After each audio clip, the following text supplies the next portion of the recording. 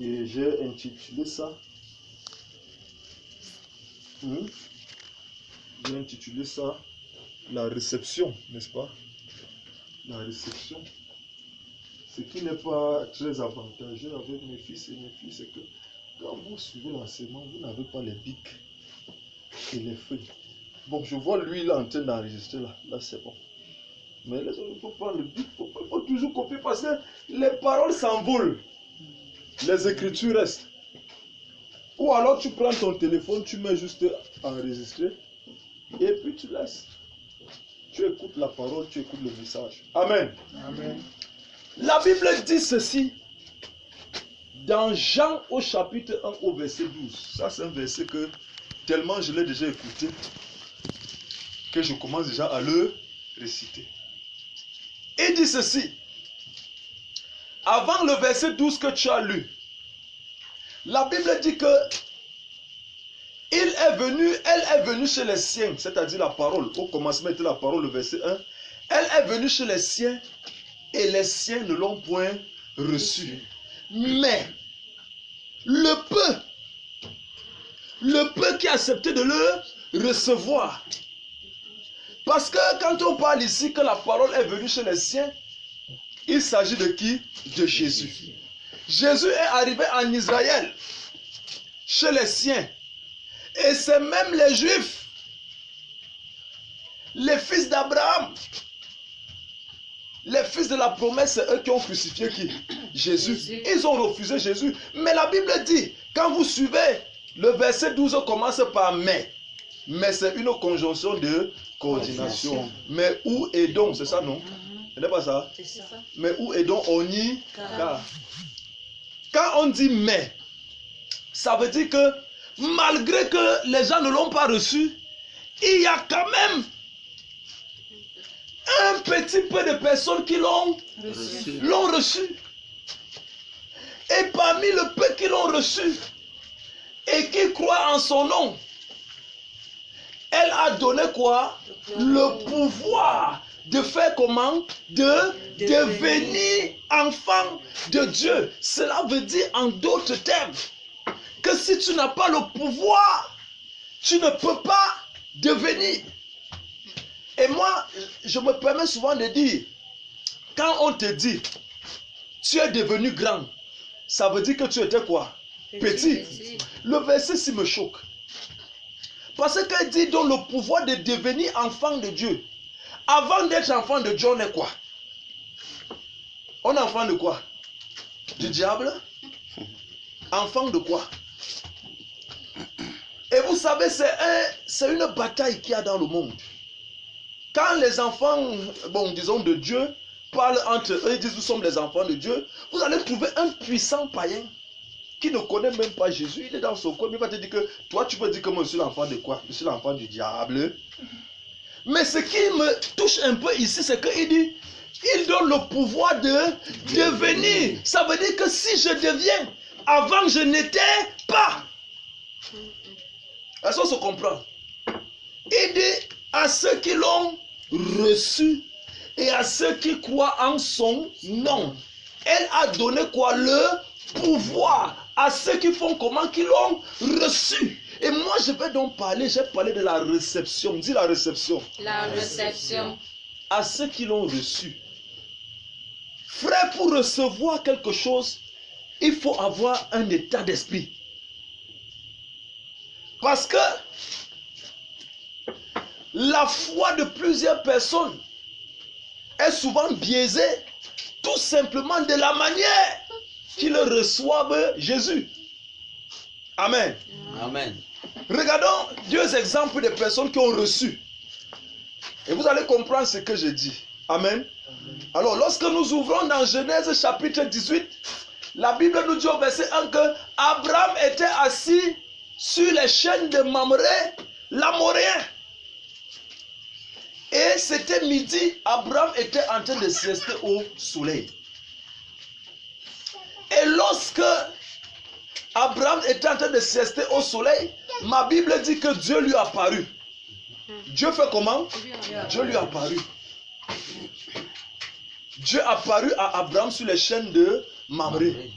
en plein midi, Abraham leva les yeux et il vit devant lui combien d'hommes? 3 hommes. Et mon dictionnaire à mon petit niveau me dit que quand on dit apparaître, qu'est-ce qui veut dire apparaître? Apparaître. Apparaître veut dire quoi? Devenir comment? Visible. Dieu lui a paru. Donc Dieu est devenu comment? Visible. Dieu est devenu comment? Visible. Quand on dit que quelque chose t'a apparu, ça dit quelque chose qui était invisible est devenu visible. Quelque chose est arrivé subitement. Tu ne t'attendais pas, ça t'est apparu. Et on dit qu'Abraham était gaillardement assis. Il se reposait à midi sur le soleil. Et pendant qu'il se reposait sur sa sieste, Amen, Dieu apparut à Abraham. Mais je vais vous dire une chose. La Bible dit que Abraham était sur les chaînes de Mamré. Ça veut dire qu'Abraham était locataire sur les chaînes de qui? De Mamré, l'Amoréen. Mais même comme Abraham était locataire sur les chaînes de Mamré, l'Amoréen, ça n'empêchait pas Abraham de prendre du bon temps. Est-ce que quelqu'un comprend de quoi je parle? Amen. Alléluia. Frère, partout où tu te trouves, ne sacrifie pas ton bonheur et ton bien-être à cause de l'environnement dans lequel tu te trouves. Abraham, en plein midi, est en train de prendre du bon temps. Et pendant qu'il se repose sous le soleil paisible, alléluia, Amen. La Bible dit que Dieu lui a apparu. Vous savez, il y a des positions que lorsque tu les prends, tu commences à voir Dieu d'une certaine manière. Écoute-moi très bien. Si Abraham n'était pas dans une position de repos, une position de paisibilité, il n'allait pas, les choses invisibles n'allaient pas devenir comment? Visibles. Parfois, Dieu n'arrive pas à te parler à cause de la position que tu as. Amen. L'homme qui est toujours dans une position d'inquiétude, qui est toujours en train de se plaindre, qui est toujours en train de crier, qui est toujours en train de pleurer, il est difficile qu'il voie Dieu. Écoutez-moi très bien. Abraham, Dieu venait de lui dire, je vais te donner un fils. Tu ne t'appelleras plus Abraham, tu vas t'appeler Abraham. Et c'est en attendant la prophétie de Dieu que Abraham était assis paisiblement. Je te dis de t'asseoir paisiblement au nom de Jésus. Amen. Alléluia. Amen. Tant que tu cries, tu gémis, il n'y aura jamais la solution. Certaines solutions et les plus grandes arrivent toujours lorsque tu laisses Dieu commencer à agir. Et la Bible dit que comme il se reposait, comme il était calme, Dieu lui apparut. Ils étaient 3 personnes. Amen. Amen. Mais regardez donc la réception. La Bible dit que lorsque Abraham les a vus, il a vu les 3 hommes. Il courut vers eux. Il se jeta à leurs pieds à genoux. Et il a dit, Seigneur, ne passe pas, viens dans ma maison. On va te donner de l'eau. Tu vas nettoyer les pieds. On va te donner du lait à boire. On va te donner quelque chose à manger. Amen. Amen. Regardez comment Abraham va se jeter pour recevoir. Je parlais de la réception. Amen. Amen. Dieu ne partait pas chez Abraham. Écoutez-moi très bien. Dieu ne partait pas chez Abraham. Dieu partait pour détruire Sodome et Gomorrhe. Dieu passait pour aller à Sodome et Gomorrhe. Et quand Dieu passe, la Bible dit clairement qu'il fait de ses messagers de quoi? Des vents. L'Esprit de Dieu en quelqu'un est comme le vent. Il souffle, on ne sait d'où il vient, où il va. Donc Dieu passait comme le vent, mais il a trouvé quelqu'un qui était dans les conditions de le recevoir. Amen. Amen. Frère, quand tu es dans la panique, tu n'es pas dans les conditions de recevoir Dieu. Quand tu es dans les inquiétudes et les soucis, Dieu ne viendra jamais à ce moment. C'est pourquoi dans la barque avec les disciples, pendant que la tempête voulait faire tomber le bateau, pendant que les disciples étaient en train de chercher des solutions physiques pour arrêter que le bateau, empêchait le bateau de couler, qu'est-ce que Jésus faisait? Il dormait. Amen. Amen. Et il n'y a que celui qui a le repos dans le trouble qui peut dominer le trouble. Amen. Amen. Et il n'y a que celui qui est dans le repos au milieu du trouble qui peut dominer le trouble. Jésus sortant du sommeil, il était normal qu'il dise au vent, arrête-toi et calme-toi. Amen. Amen. Mais l'autre qui avait déjà bavardé, oh nous sommes morts, on va mourir, on est en train de mourir. Il ne pouvait plus calmer la tempête. Vous savez, quand tu as déjà trop bavardé, même l'enfant, tu l'as déjà trop grondé, il n'a plus peur de toi. On a peur de ce qui est calme, ce qui est atypique. On dit souvent que l'eau calme est profonde, n'est-ce pas? Tu ne sais pas ce qui est derrière sa tête. Mais quand tu as déjà bavardé, tu as déjà fait le tapage, tu ne peux plus rien faire. On a déjà vu toutes tes cartes. Alors Dieu s'est rendu visible à Abraham. Abraham court vers Dieu. Il dit, ne passe pas loin de ma maison. Reviens dans ma maison. Quand on te donne à manger, on te donne à boire, tu te reposes. Alléluia. Amen. Frère, écoutez-moi très bien. La Bible nous a dit tout à l'heure, à ceux qui l'ont fait comment? Reçu.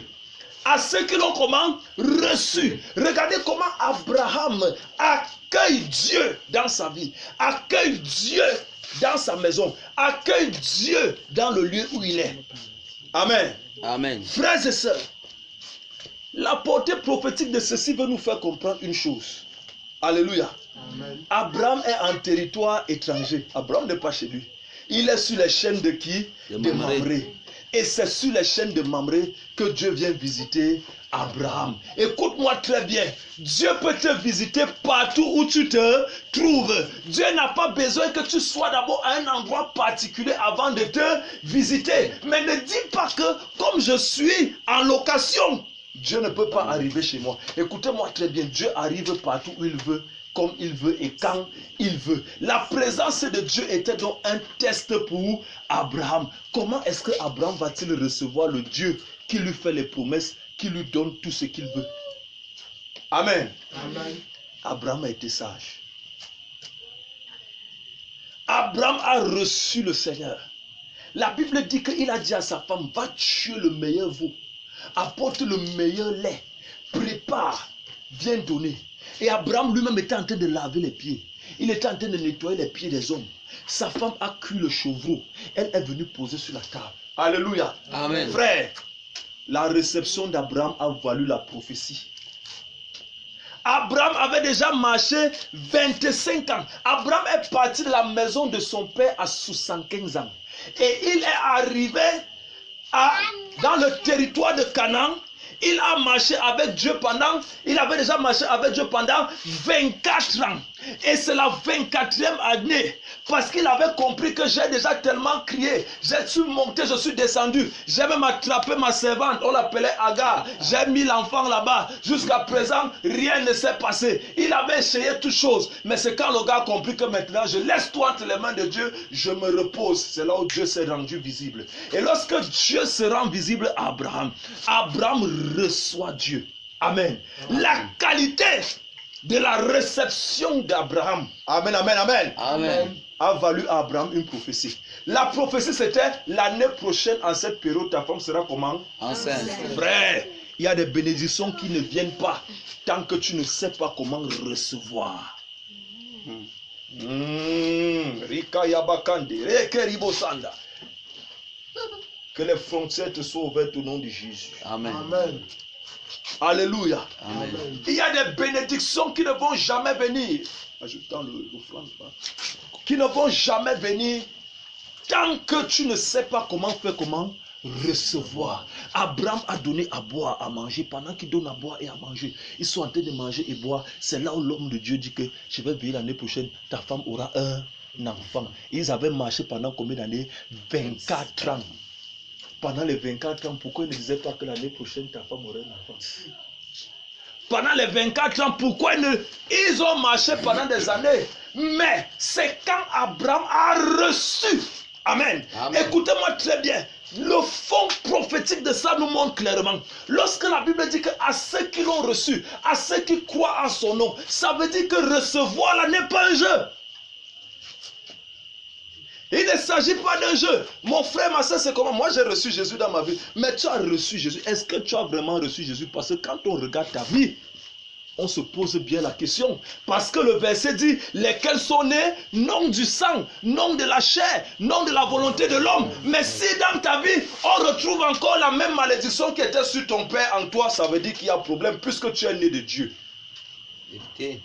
Amen. Amen. Si dans ta vie, on retrouve encore les mêmes cauchemars que ce qu'on a vu dans la vie de tes ancêtres. Ça veut dire qu'il faut se poser la question, as-tu réellement fait comment? Reçu. Parce qu'avant de croire, il faut comment? Recevoir. As-tu reçu Jésus? Amen. Voilà donc Dieu qui se présente à Abraham. Regardez comment Abraham reçoit Dieu. Et lorsqu'il reçoit Dieu, Dieu dit l'année prochaine, ta femme aura quoi? Un enfant. Amen. Amen. Frère, Abraham a été sage. Alléluia. Amen. Abraham a compris que le type avec qui je marche depuis 24 ans, qui m'a dit de sortir de la maison de mes parents, qui m'a fait venir ici à Canaan, le type c'est qui m'a laissé partir en Égypte avec ma femme Sarah. Je suis revenu avec Agar. J'ai déjà mis l'enfant à Agar. Voilà Ismaël même qui est parti. Le type ci, ce n'est pas un type qu'on attrape comme ça. Frère, ne blague pas avec le Dieu que tu sais. Ne blague pas avec le Dieu que tu sais. Ne t'amuse pas avec la grâce de Dieu qui t'est donnée. Alléluia. Amen. Regardez très bien. Dans le livre de Jean. Amen. Amen. Jean chapitre 11. La Bible dit que l'ami de Jésus qu'on appelait qui? Lazare. Lazare est mort. Et lorsque Jésus est arrivé au deuil chez Lazare, il a trouvé la sœur de Lazare qu'on appelait Marthe. Marthe lui a dit, Seigneur, si tu étais là, mon frère n'allait pas. Oui. Trop faux. Oui. Maintenant, je sais que tout ce que tu demandes à Dieu, il va te donner. Jésus lui dit que oui, ton frère va ressusciter. Elle sautait dire à Jésus, oui, je sais qu'il va ressusciter au dernier jour. Jésus dit, non, pas le dernier jour. Je suis le chemin, la vérité et la vie. Celui qui croit en moi vivra même s'il meurt. Est-ce que tu crois en cela? Elle dit, oui, je crois. Est-ce que tu comprends? Après, pendant qu'il est encore là, il cause toujours avec elle. Marthe continue à poser des questions qui sont des questions qui énervent le Seigneur. Et puis le Seigneur Jésus dit, non, mais comment? Appelle-moi ta sœur Marie. Amen. Amen. Jésus, en venant au deuil, n'a pas appelé Marthe. On allait dire à Marthe que Jésus est là. Elle est venue. Mais Jésus a envoyé appeler qui? Marie. Parce que c'est Marie qui était au pied de Jésus quand Jésus enseignait. Alléluia. Amen. Dieu ne cherche pas les gens qui s'éloignent de lui. Dieu cherche les personnes en qui il sait qu'il a déposé quelque chose en eux. Parce que si tu as l'habitude d'écouter Dieu, ça veut dire que dans ton cœur, tu as la parole de Dieu et c'est cette parole que Dieu cherche quand il t'appelle. Marie est arrivée. Regardez la réception de Marie. La Bible dit que dès que Marie est arrivée, elle est venue se jeter à genoux sur les pieds de qui? De Jésus. Amen, amen. Amen. Frère. Elle s'est jetée à pied sur les pieds de qui? De Jésus. Voilà une autre. Regardez l'accueil que Marie donne à Jésus. C'est différent de l'accueil de qui? De Marthe. Mais je vais vous dire une vérité, frère. C'est à cause de Marie. Alléluia. Amen. Que Jésus a ressuscité Lazare. Parce que pendant que Marie était en train de parler, la Bible dit que son cœur frémit en lui-même. Et il dit, où l'avez-vous mis? Est-ce qu'on se comprend? Frère, la manière que tu accueilles Dieu dans ta vie dépendra tôt ou tard de la bénédiction qu'il va te donner. Amen. Amen. Je vais encore ajouter un dernier cas, puisque j'ai dit que ce ne serait pas long. Zacharie. Parce qu'on peut parler là que Marie n'était pas pasteur. Hein? Zacharie, lui, était souverain, sacrificateur. Et Zacharie et sa femme avaient demandé l'enfant à Dieu pendant des années. Ils n'avaient pas donné. Ils étaient déjà vieux. Sa femme était déjà comment? Dans la ménopause. La Bible dit que l'année là, c'est le nom de Zacharie qu'on a tiré pour aller mettre les parfums dans le lieu très saint. Le nom de qui? Zacharie. Et lorsque Zacharie est allé dans le lieu très saint, il a pris l'encens, il a commencé à embaumer les parfums. Les parfums. La Bible dit que pendant qu'il embaumait, l'ange qui, Gabriel, est arrivé. Il lui dit, bonjour Zacharie. Bonjour. Je suis venu te dire que ta femme va être enceinte. J'ai une nouvelle pour toi. Vous savez pourquoi Dieu ne peut jamais envoyer les anges prêcher l'évangile? Dieu ne peut jamais envoyer les anges prêcher l'évangile. Parce que quand l'ange Gabriel est parti parler à Zacharie, n'est-ce pas, il a rendu muet? Oui. Attends, ce n'est pas Dieu qui a rendu Zacharie muet. C'est l'ange qui a dit que moi je suis Gabriel, je me tiens devant Dieu. Comme tu ne crois pas, je te rends comment? Muet. Un autre exemple. Quand Dieu envoie l'ange marcher devant le peuple d'Israël, voici ce qu'il dit à Moïse. J'envoie un ange devant toi. C'est lui qui va te conduire. Fais attention. Ne pêche pas devant lui parce que lui, il ne pardonnera pas tes péchés. C'est ça, non? Moi, Dieu, je vais pardonner tes péchés. Mais l'ange que j'envoie aussi, lui ne va pas pardonner. Et regardez très bien. Lorsque l'ange marchait devant Josué, l'ange a d'abord dit quoi à Josué? Vous allez faire le tour de Jéricho 7 fois. Et tout le monde fait la bouche comment? Fermée. Frère, si c'est les anges qui prêchaient l'évangile, c'est que le monde est déjà fini. L'ange finit de parler. Il dit que je m'appelle Gabriel. Je suis venu te dire que les prières, les cris que tu priais depuis des années, tu pleurais depuis des années, Dieu va te donner un enfant. Amen. Amen. Regardez comment Zacharie a fait. Zacharie a douté. Amen. Zacharie a fait comment? Il a douté. Donc, la provision que l'ange venait lui donner, Zacharie n'a pas reçu. Écoutez-moi très bien. Le même ange Gabriel est arrivé chez qui? Chez Marie. Il a dit à Marie que, écoute, Zacharie est un souverain sacrificateur, c'est un prêtre. Marie, elle n'est rien. La seule chose que Marie a de bien dans la Bible, c'est qu'elle ne connaissait pas l'homme. Elle était vierge. C'est ça, non? Ça veut dire que si Marie avait déjà connu un homme, on ne devait même pas l'appeler ici.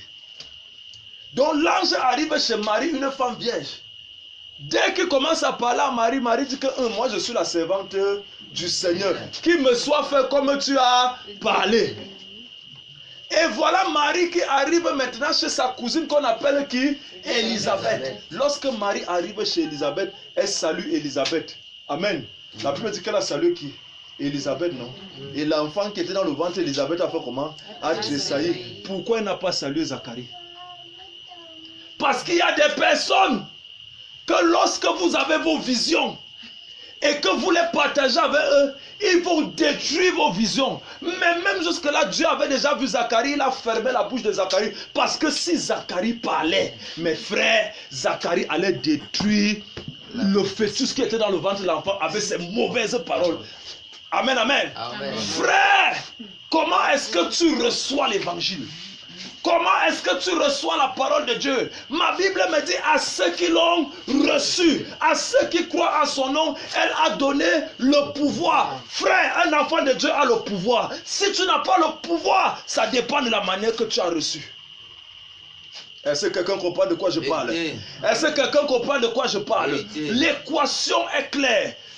Recevoir plus croire égale enfant de Dieu égale pouvoir. Comment est-ce que tu as reçu? Comment est-ce que tu as encadré? Je vous avais raconté l'histoire d'un ancien ambassadeur camerounais qui est allé rendre visite à son homologue aux États-Unis.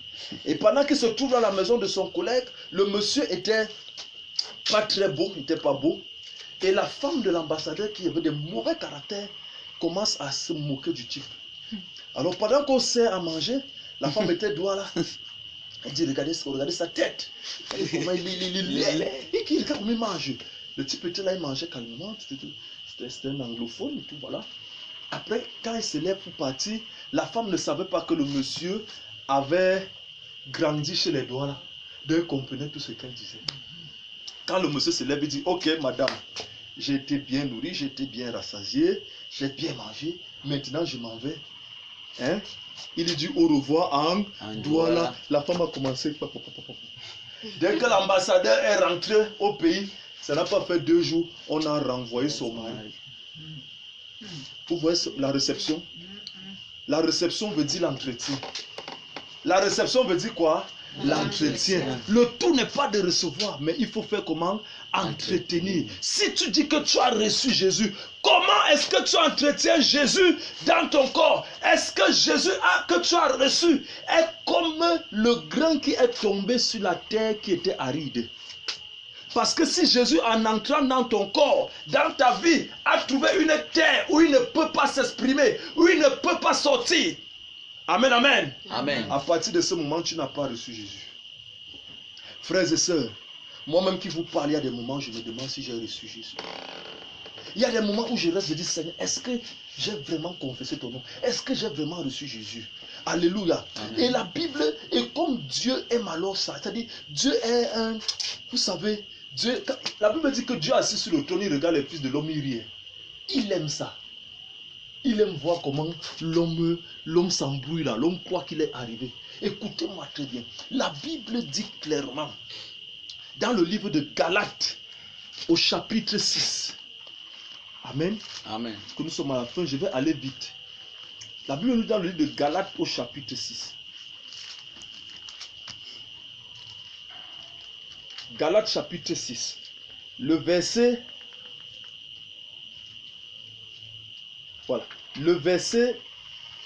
C'est...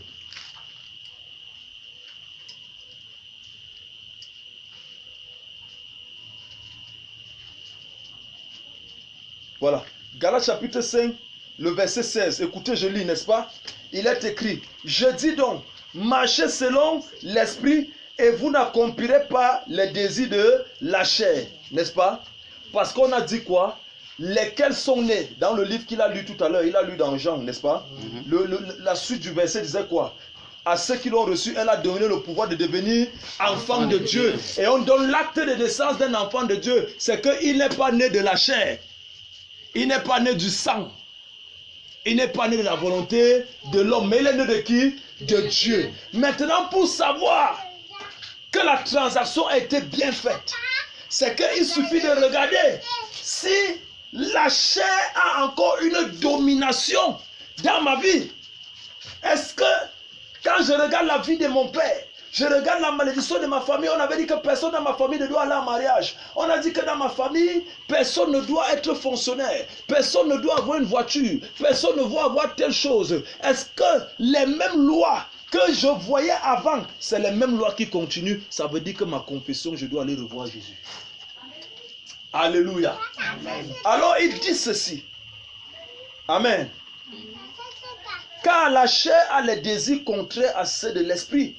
Et l'esprit en a de contraire à ceux de la chair. Ils sont opposés entre eux afin que vous ne fassiez point ce que vous voudrez.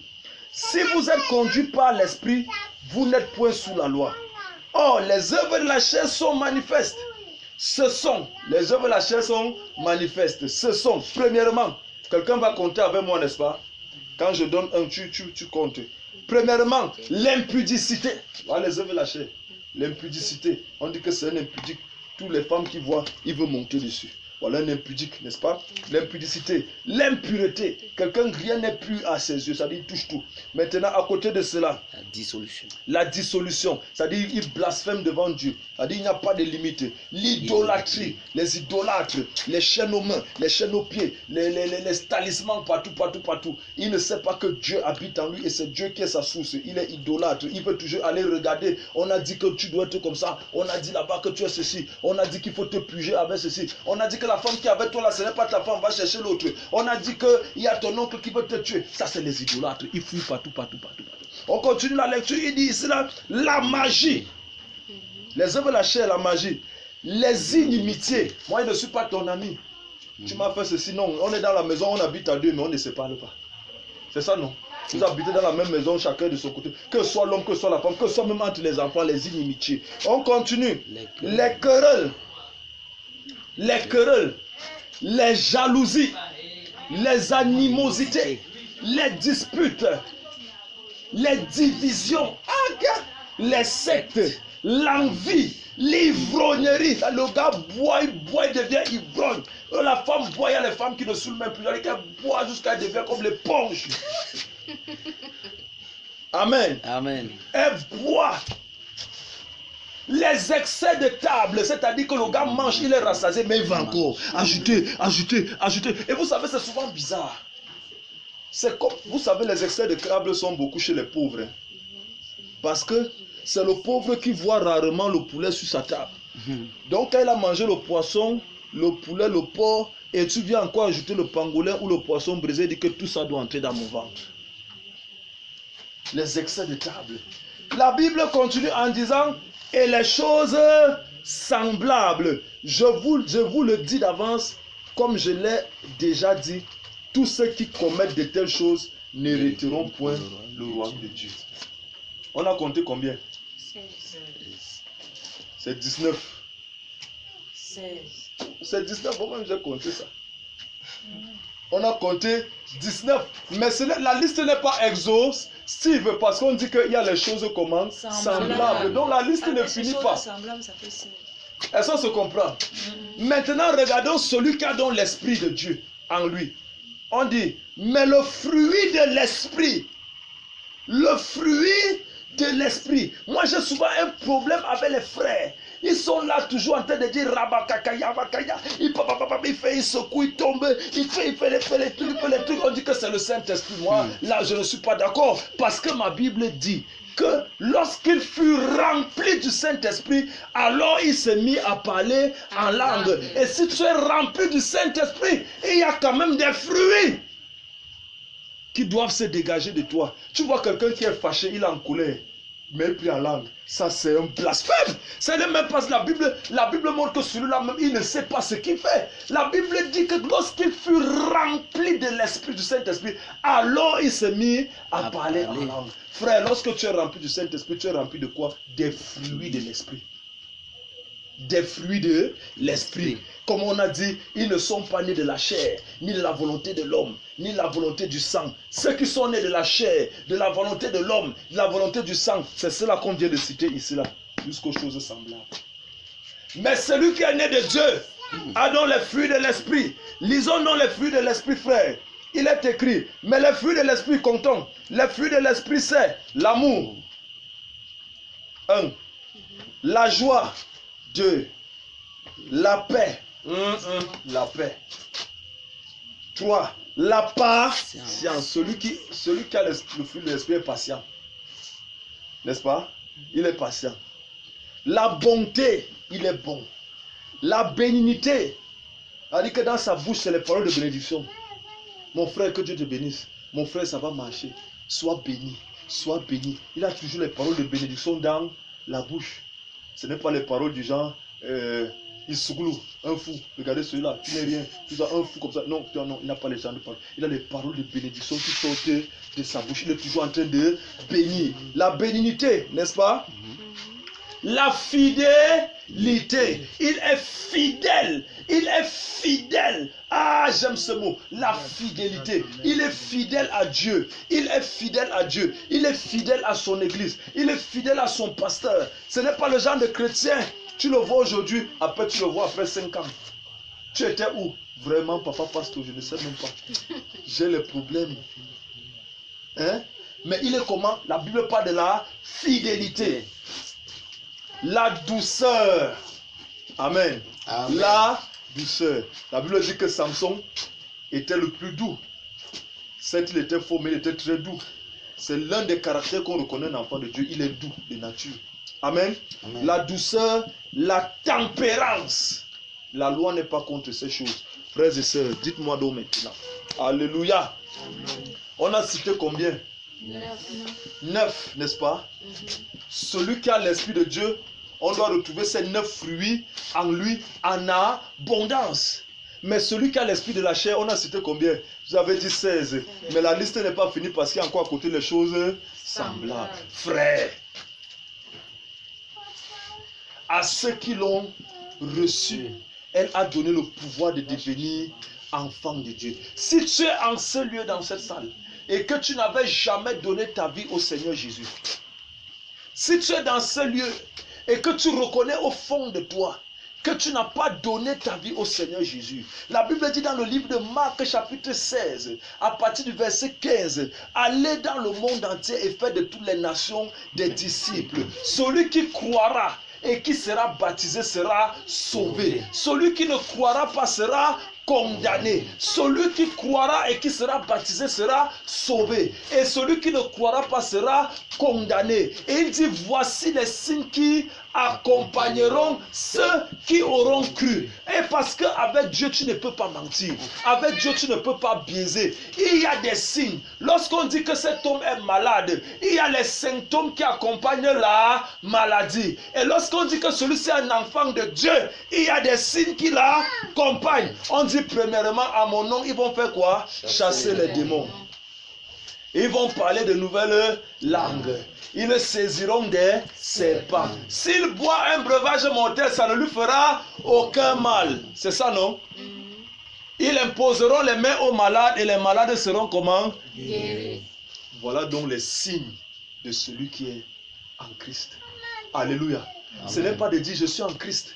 Ce n'est pas parce que tu dis je suis enfant de Dieu que tu es enfant de Dieu. Ce n'est pas parce que tu dis que je suis en Christ que je suis en Christ. Non. Lorsque tu dis je suis en Christ, les signes là doivent t'accompagner. Frères et sœurs.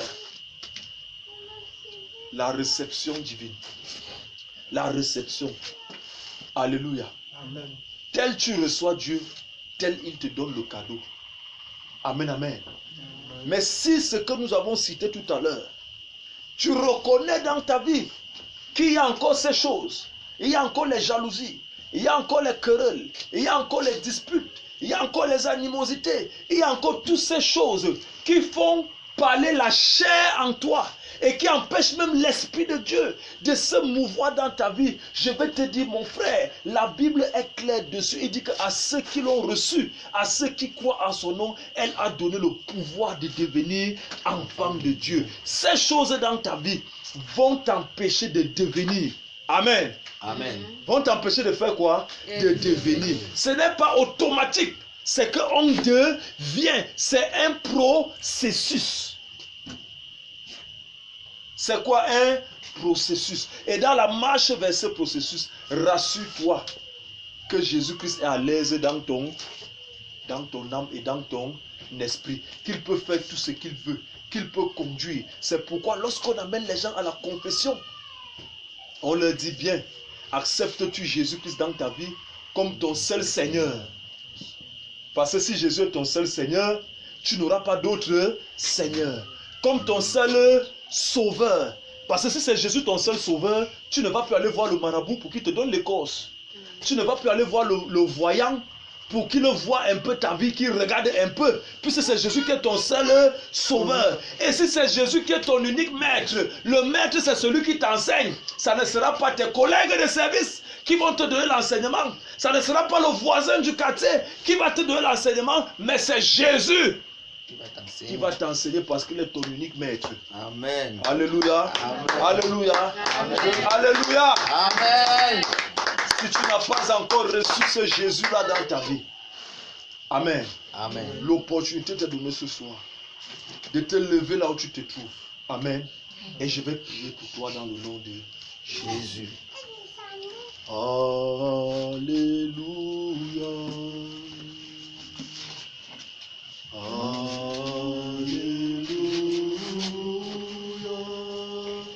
Le Seigneur notre Dieu est là-bas.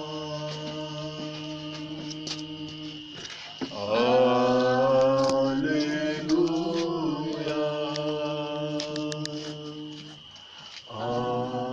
Alléluia. Tu es saint. Tu es saint. Le Seigneur Dieu Tout-Puissant. Digne est l'agneau. Digne est l'agneau. Jésus, tu es saint. Tu es saint. Le Seigneur Dieu Tout-Puissant. Digne est l'agneau. Digne est l'agneau.